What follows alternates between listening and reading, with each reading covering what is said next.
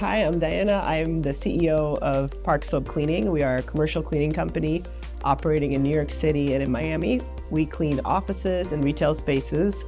We are partnered with some of the largest companies here in the city and in Miami. I want to tell you a little bit about why we've never lost a major office cleaning client.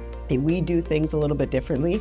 We over-communicate, and that's really our secret sauce. We check in with our cleaners on a weekly basis to see what's going on the site. We send our supervisors around every month. We communicate with the client on a monthly basis about what their feedback is. And we also do quarterly reviews with our supervisors to see what else is actually needed on the property and then communicate that with the client.